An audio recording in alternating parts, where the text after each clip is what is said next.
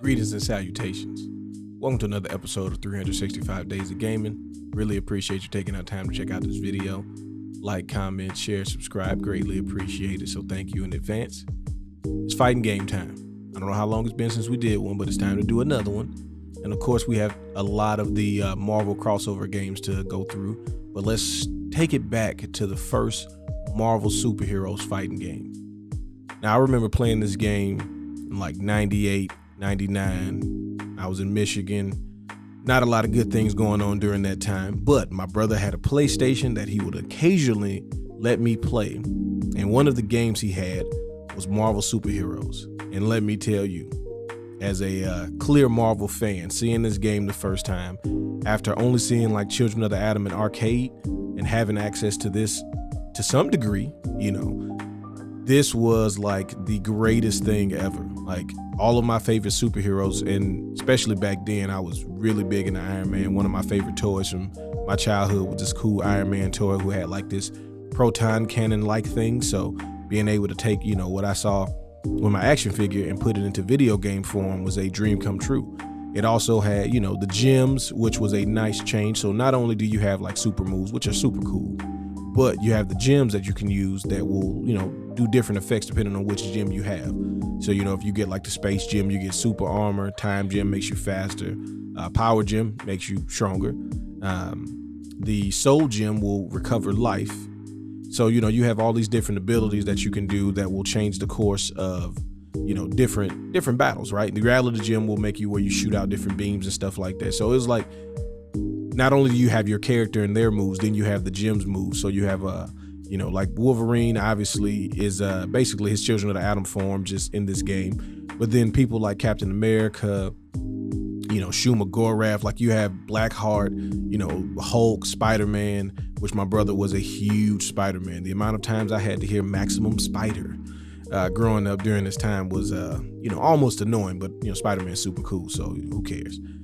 So like, this is like the basis for all of those one-liners and things like that we end up saying as we went into like X-Men versus Street Fighter, Marvel versus Capcom, the whole crossover series. It's like this and Children of the Atom are the originators of what everything turned out to be, because the Street Fighter games were much more grounded in, I won't say reality, but more so they're not as over the top, especially back then.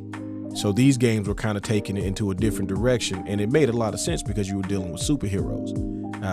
Also, this game, it can be extremely hard, which the reason why I started playing Iron Man even more so than just liking him is like, I might not be able to deal with the hand-to-hand aspect of it, but you got to get through these beams to get to Iron Man. So that was like my strategy to deal with all of the fast characters like Psylocke and Spider-Man and Wolverine. Or I played Blackheart because nobody really played with Blackheart, so they didn't know how to defend any of the moves that he would do.